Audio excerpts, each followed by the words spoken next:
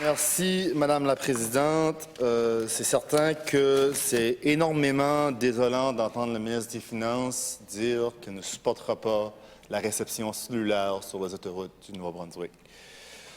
Écoute, on va essayer d'apporter d'autres arguments de l'avant qui pourra peut-être au moins faire des députés de l'autre côté de la Chambre reprendre en considération leur vote sur un enjeu primordial de sécurité, d'affaires et de vie pour chacun des Néo-Brunswickois et Néo-Brunswickoises.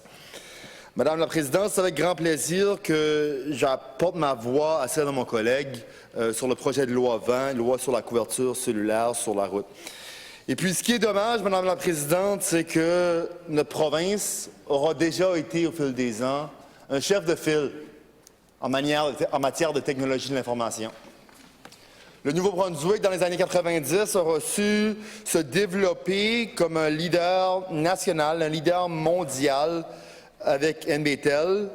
Et un gouvernement libéral de l'époque aura su faire des investissements stratégiques pour s'assurer que Nouveau-Brunswick devienne chef de file en la matière. Et puis, Madame la Présidente, en 2020, ce gouvernement avait une pleine page dans leur plateforme électorale sur la réception cellulaire et l'amélioration de l'Internet partout au Nouveau-Brunswick. Et je me dois de citer la plateforme du Parti conservateur de 2020 où il avait comme objectif un réseau de cellulaire 5G à l'échelle de la province. Chose qui avait été annoncée quelques mois auparavant lors du discours sur l'état de la province du premier ministre, au cours duquel il a invité les exploitants, les fabricants d'équipements à proposer des projets pilotes 5G dans les collectivités du Nouveau-Brunswick. Et puis, j'aurais été faire un peu de recherche sur le site web du gouvernement du Nouveau-Brunswick dans les communiqués de presse récents.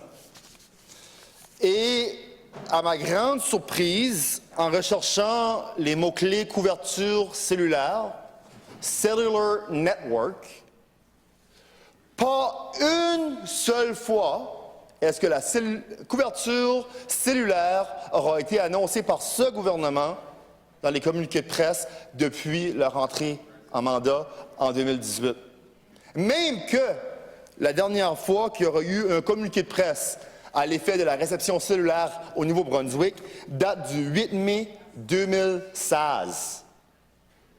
Depuis le 8 mai 2016, aucune communication officielle par l'entremise de communiqué de presse de ce gouvernement n'aura été faite pour améliorer la réception cellulaire dans notre province.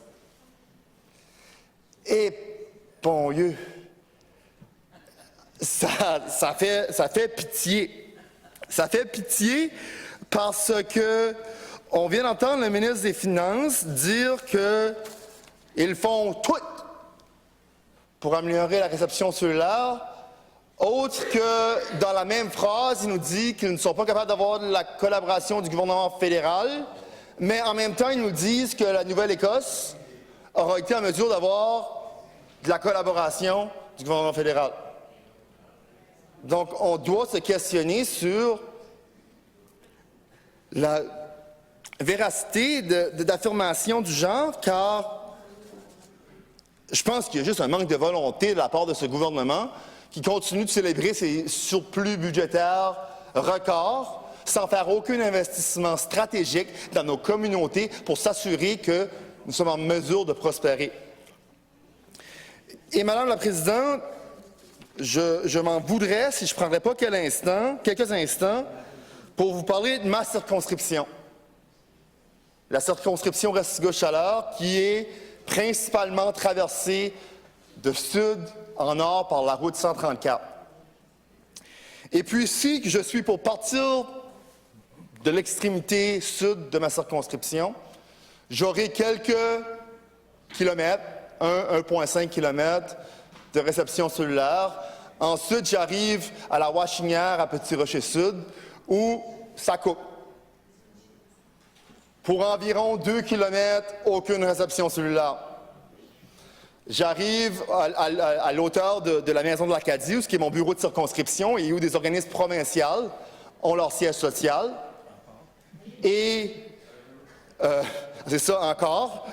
Et dans mon bureau de député, dans le siège social de quelques organismes provinciaux, malheureusement, la réception cellulaire est défaillante un jour sur deux. Parce qu'on est dans cette zone noire d'environ 2 km où la réception cellulaire ne fonctionne pas. Donc, je continue vers Petit Rocher Centre. J'ai environ 3 km où je peux prendre un appel des fois. Et puis, notre route nous apporte à Devreau, où encore une fois, nos appels coupent pour une dizaine de kilomètres jusqu'à ce qu'on arrive au centre du village de Pointe-Verte, où on a environ 500 mètres qu'on est en mesure de prendre un appel. Ensuite, on arrive vers Belle-Dune et jusqu'aux limites du village de Charlot. Je pense que sur le 20 km ou le 25 km de route 134 que nous avons entre Pointe-Verte et Charlot, je pense qu'on a environ 500 mètres où nous pouvons faire un appel. On parle d'une route provinciale, la route 134, qui croise au travers de 5 anciens villages, maintenant connus sous la municipalité de Belle-Baie, depuis la fusion des municipalités. Mais, donc, je résume, environ sur l'espace de 50 km, il y a environ 5 à 10 km où je suis en mesure de prendre un appel. Écoute, on apprend à vivre avec. On apprend à vivre avec parce que c'est la réalité auquel nous sommes confrontés dû au manque d'investissement de ce gouvernement. Mais Madame la Présidente, lorsque tu veux être, de 1, sécure, de 2, lorsque tu veux être compétitif en affaires, et de 3, lorsque tu veux être capable d'accueillir des emplois clés dans ta région, c'est extrêmement difficile quand on peine à offrir une réception cellulaire. C'en est extrêmement dommage que, encore une fois, ce gouvernement va voter contre un projet de loi visant à améliorer la réception cellulaire dans notre province. Madame la Présidente, lorsqu'on parle de la réception cellulaire, c'est certain qu'on ne peut oublier l'amélioration de la sécurité publique dans nos régions. Le rôle du gouvernement est d'assurer que chacune des régions de notre province est sécure. Et puis plus tôt, mon collègue aura mentionné sa route vers Fredericton, qu'il parle de la 2 et passe la majorité de sa route sur la 2. J'ai une réalité tout à fait différente. Mes collègues du Restigouche sont entièrement d'accord avec ce que je dis. La 8 est une réalité complètement différente. Il y a des zones que tu n'as absolument aucune réception. La majorité de la route, tu es sur le 3G, où tu ne peux faire un appel. Et donc, pour l'espace de 300 km sur la 8, réception cellulaire est pratiquement non existante. Et puis, en situation de sécurité publique ou d'accident ou de danger ou quoi que ce soit, comment peut-on, comme Néo-Brunswickois et Néo-Brunswickoises et comme gouvernement, comment pouvez-vous dire que la situation sur la route 8 est acceptable? Quand pendant près de 300 km, tu as à peine accès à une réception cellulaire. Et puis, une meilleure couverture cellulaire est essentielle à s'assurer que les citoyens sont en sécurité, en particulier dans les régions rurales et éloignées.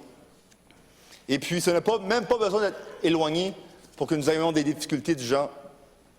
Et ce gouvernement, même s'ils en auront fait une pleine page dans leur plateforme électorale, continue de faire sourde oreille et continue de refuser d'agir sur un enjeu de sécurité publique dans notre province.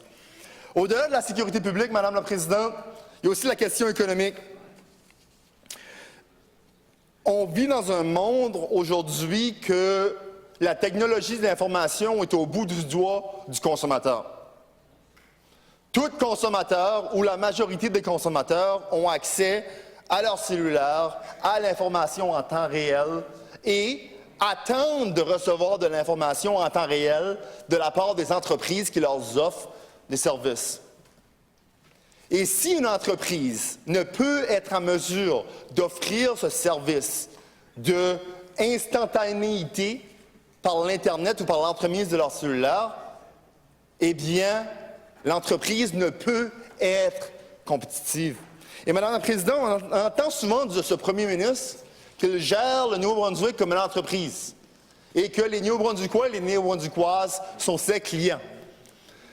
Mais Madame la Présidente, lorsque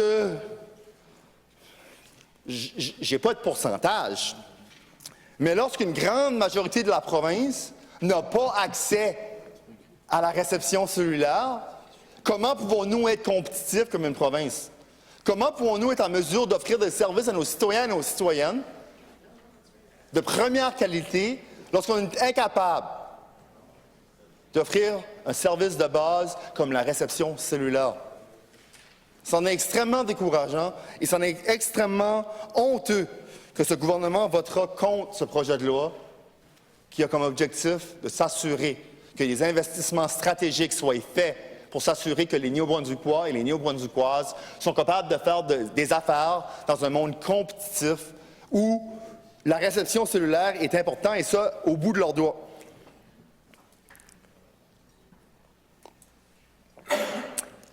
Madame la Présidente, mon collègue l'aura mentionné que l'Association des francophones des municipalités du Nouveau-Brunswick aura, de un, supporté ce projet de loi, mais aura de deux aussi indiqué leur frustration due au manque d'action de ce gouvernement par rapport à la réception cellulaire.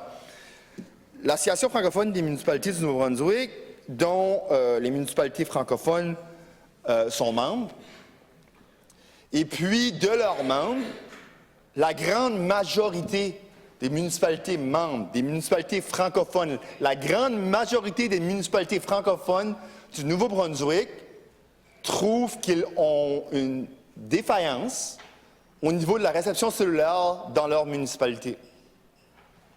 Et puis, Madame la Présidente, comment pouvez-vous agir à titre de municipalité quand ce gouvernement refuse de faire des investissements stratégiques pour répondre à un besoin nécessaire de tous? Et puis, je reviens au commentaire du ministre qui nous dit que c'est dans les mains du gouvernement fédéral.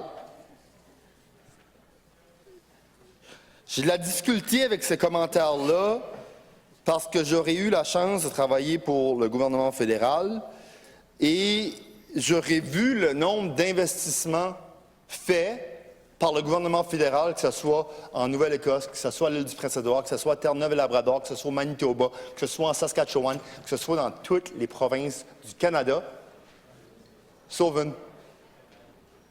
Sauf le Nouveau-Brunswick, parce qu'il manquait un partenaire à la table. Parce que comme nous avons vu année après année, mois après mois, semaine après semaine avec ce gouvernement, ils n'ont qu'une priorité.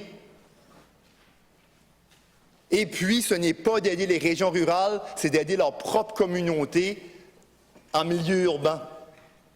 Et c'est tout ce que l'on voit. Et ça en est désolant, Madame la Présidente.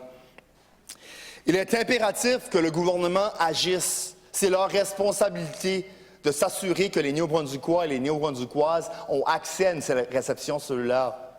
Et puis, je trouve extrêmement désolant que ce gouvernement choisit de continuer de faire en sorte que les régions rurales de notre province doivent faire face à des défis de compétitivité, que ce soit au niveau du développement économique, que ce soit au niveau des affaires, que ce soit au niveau de l'inclusion numérique, que ce soit au niveau de la technologie de l'information.